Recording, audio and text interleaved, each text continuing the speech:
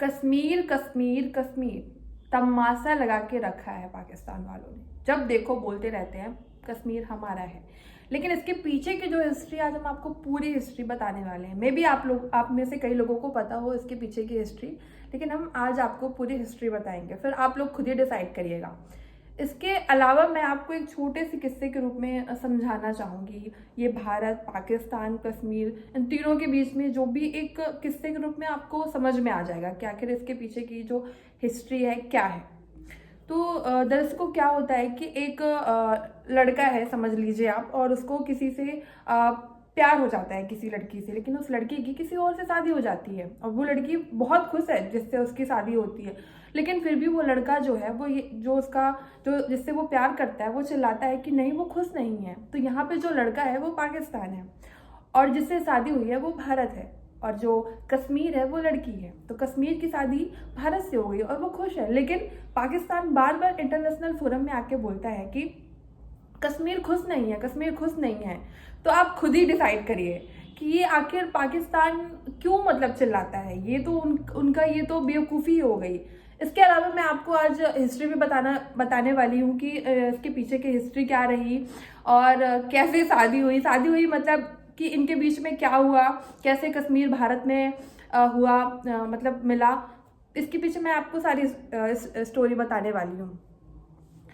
दर्शकों, बात 1947 की है, जब हमारे भारत देश के जो प्रधानमंत्री थे उस समय जवाहरलाल नेहरू जी थे और गृह मंत्री जो थे वो सरदार वल्लभ भाई पटेल थे। तो जब ये पाकिस्तान अलग हुआ था हमारे भारत देश से, तो ये 5 बड़े बड़े प्रदेशों को लेकर अलग हुआ था। इसने कश्मीर का भी कुछ हिस्सा लिया था, लेकिन अगर बात हम जम्मू कश्मीर की करते हैं तो वहाँ के जो राजा थे वो ना तो पाकिस्तान में मिलना चाह रहे थे, ना ही भारत में उस वक्त नहीं मिलना चाह रहे थे। वो उन्होंने मांग की कि हमारा जो राज्य है वो स्वतंत्र रहे, तो उन्हें स्वतंत्र राज्य घोषित कर दिया गया था उस वक्त। लेकिन क्या होता है, जैसे इसे स्वतंत्र राज्य घोषित किया गया जम्मू कश्मीर को, उसके कुछ ही दिनों बाद पाकिस्तान ने हमला कर दिया जम्मू कश्मीर में।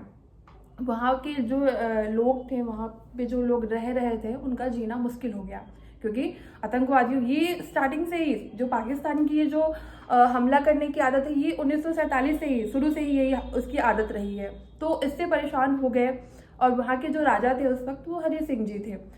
उन्होंने भारत में प्रधानमंत्री जी को कॉल किया, उनसे उनसे मदद मांगी। तो उन्होंने कहा, पंडित जवाहरलाल नेहरू जी ने कहा, उस वक्त वही प्रधानमंत्री थे, उन्होंने कहा कि ये जो पुलिस सेना फोर्स की आप जो हमसे मदद मांग रहे हैं वो गृह मंत्री जी मतलब मदद कर पाएंगे, तो इसके लिए आपको सरदार वल्लभ भाई पटेल जी से बात करना होगा। तो फिर हरि सिंह जी ने सरदार वल्लभ भाई पटेल जी से बात की। उन्होंने अपनी सारी पीछे की पूरी कहानी बताई कि ये पाकिस्तान में हो रहा है, कश्मीर में हो रहा है, पाकिस्तान ने हमला कर दिया है।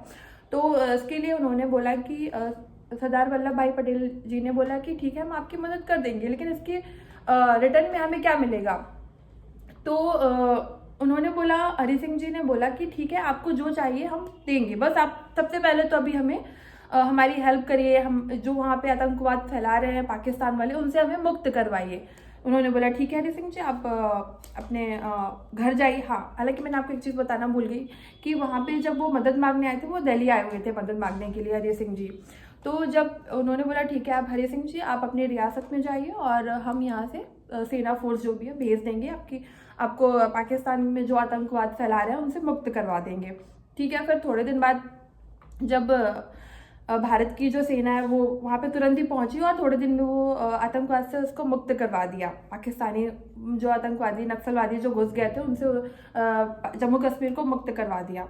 उसके बाद फिर उन्होंने थैंक यू बोला कॉल करके हरि सिंह जी ने, और उनसे उन्होंने पूछा कि आप क्या रिटर्न में लेंगे, मतलब तो उन्होंने बोला कि जब आपको मदद चाहिए थी तो आप दिल्ली आए थे मदद मांगने के लिए, पर थैंक यू ऐसे कॉल से नहीं मतलब चलेगा, आपको यहाँ पे आना पड़ेगा।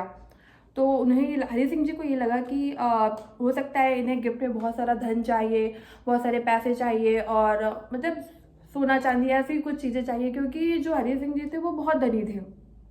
तो वो अपने साथ में बहुत सारा पेटियों में धन सब चीज़ें लेके आए, दिल्ली में आए और गृह मंत्री जी से मिले, उन्हें भेंट दी। लेकिन उन्होंने बोला कि आपको क्या चाहिए। हरि सिंह जी ने पूछा गृह मंत्री जी से, हमारे सरदार वल्लभ भाई पटेल जी से।